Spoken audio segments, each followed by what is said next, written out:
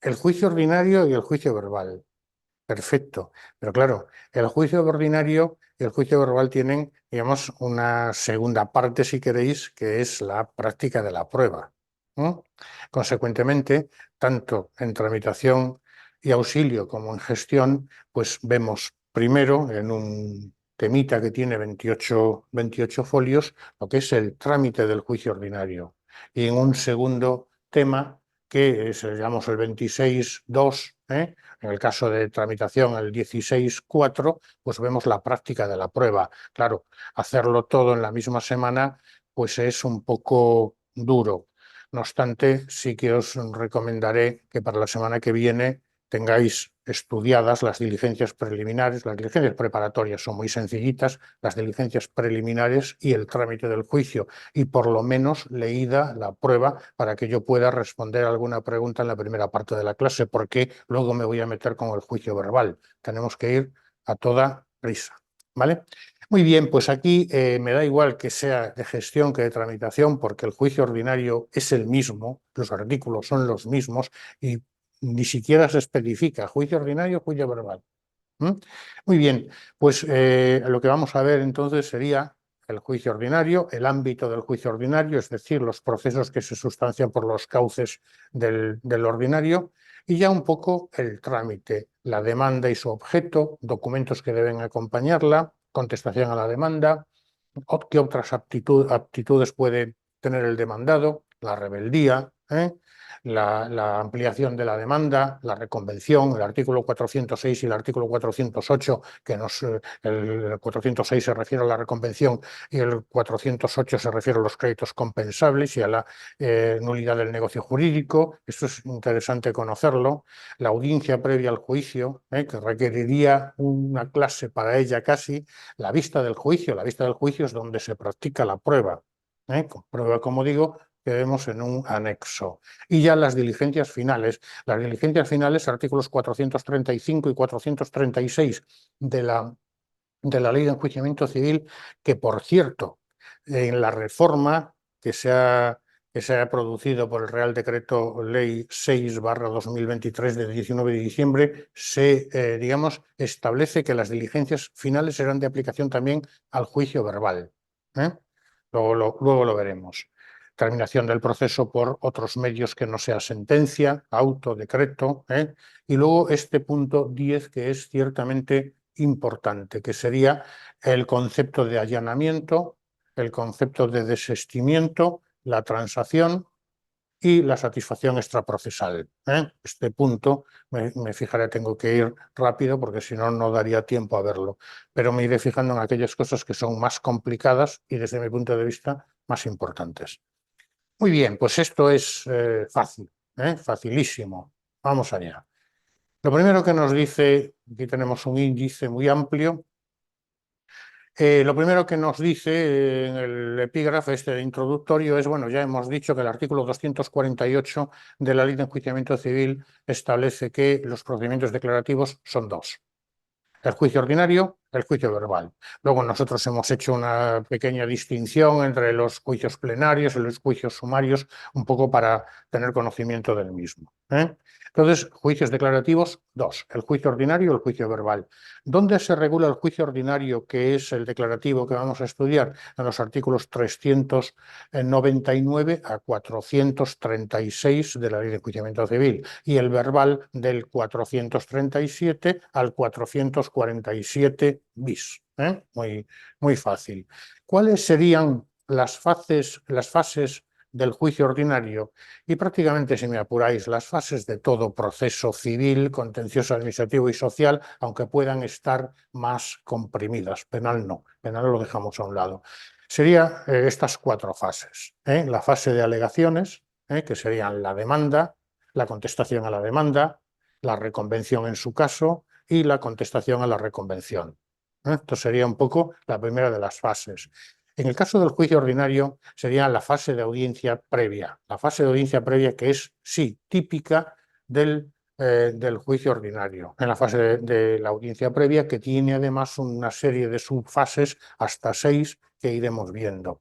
Luego tendríamos la tercera fase, que es la fase de juicio oral, como decimos, donde se practica la prueba. Es verdad que en el juicio ordinario, en algunos supuestos, puede no celebrarse, ¿eh?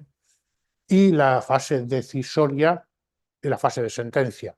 Podríamos seguir un poco más con la fase de recursos, pero bueno, aquí no nos quedamos. Entonces, fase de alegaciones, que sería la fase de demanda y contestación, la audiencia previa, la fase de juicio, que es la práctica de la prueba y las conclusiones, y la fase decisoria. Y ahora lo que vamos a ver en este segundo epígrafe es aquellos procesos que se sustancian por los cauces del juicio ordinario, ¿eh? Esto es importante que lo tengamos claro, ¿eh? Nadie puede fallar si se hace una pregunta, diga usted, entre estos cuatro, A, B, C y D, cuáles se tramitan por el ordinario. Esto no puede ser, no puede ser no saberlo. Derechos honoríficos de la persona, derechos que pretendan la tutela del derecho al honor, a la intimidad, a la propia imagen y que pidan la tutela judicial civil de cualquier otro derecho fundamental, salvo las que se refieran al derecho de rectificación. Y fijémonos una peculiaridad. En este supuesto será siempre el Ministerio Fiscal y la tramitación será preferente.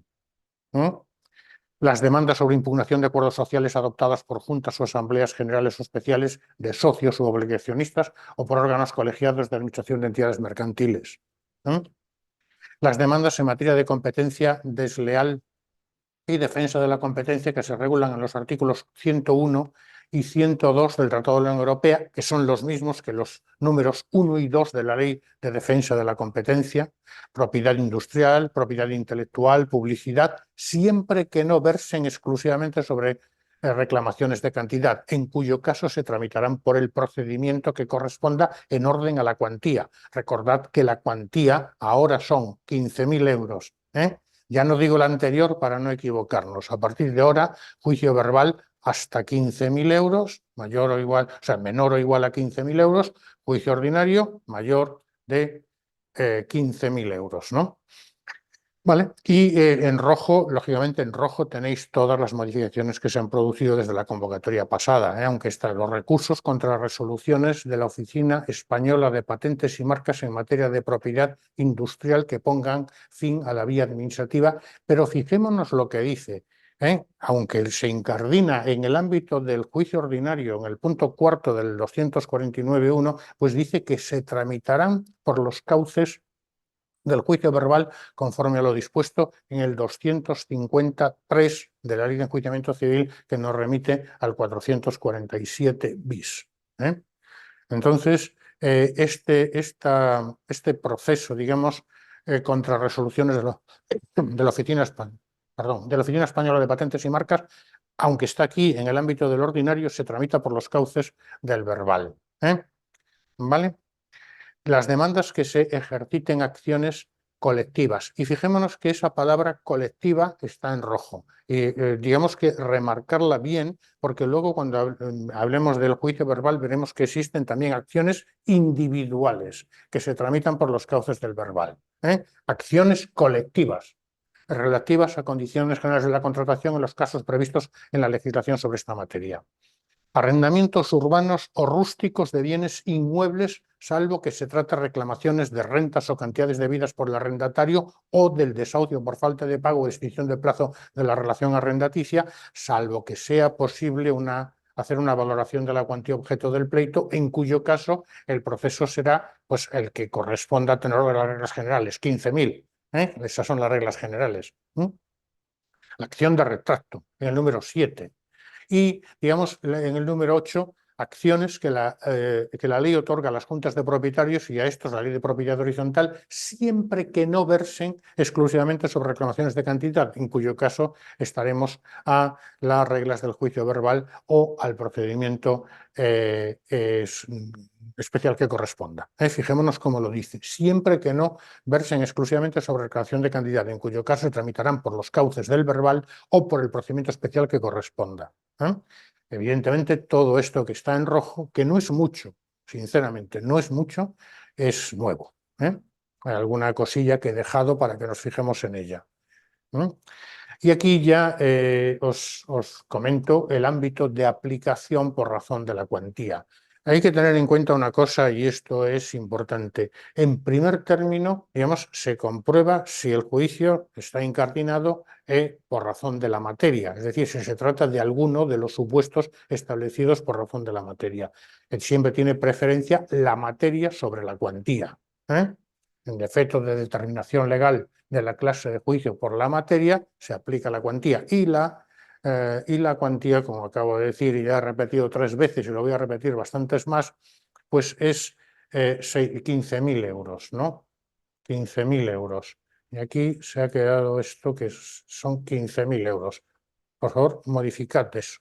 He puesto 15.000 en rojo, pero se ha quedado. Eso cuando vas modificando, a veces siempre se queda alguna cosilla. ¿Vale? 15.000 euros y aquellos cuyo interés económico, todo es 15.000 euros, como decía. Bien, a partir de aquí lo que hago es, bueno, pues explico un poco. Sería necesario estudiar las reglas de determinación de la cuantía que se establecen en el artículo 251 y siguientes. Desde mi punto de vista, no, excepto algunas muy llamativas. O sea, todo el mundo sabe que, por ejemplo, un desahucio por falta de pago, porque estoy pensando en él, o digamos, a la que se acumula la acción de reclamación de rentas en relación con el desahucio por falta de pago, pues sería una unidad anual de renta, es decir, una anualidad de renta. Pongamos que la renta son 500 euros, pues entonces la cuantía del pleito serían 6.000 euros, 500 por 12, 6.000. Imaginémonos que se reclaman pues 7.200 euros de rentas debidas y no satisfechas. Bueno, pues entonces sería la mayor de las dos, 6.000 por el arrendamiento, digamos, por falta de pago, y la reclamación de renta 7.200, la mayor de las dos serían 7.200. Si la reclamación de rentas debidas y no satisfechas fueran 3.500, pues serían 6.000, la mayor de las dos, ¿no? Pero bueno, yo creo que esto una simple lectura. Lo que debemos memorizar claramente es el 249 completo. La determinación de la cuantía del pleito, solo la gente de gestión y, digamos, aquellas cuestiones, como digo, más llamativas. Una simple lectura. Son unas reglas ciertamente farragosas, las contenidas en el 251 y siguientes. Esto, tenemos aquí como digo, una simple lectura. No tiene mucho más. Simplemente lo que hago es explicar un poco el ámbito de aplicación. Pero lo importante es el 249 entero. Y pasemos, si queréis, al epígrafe 3.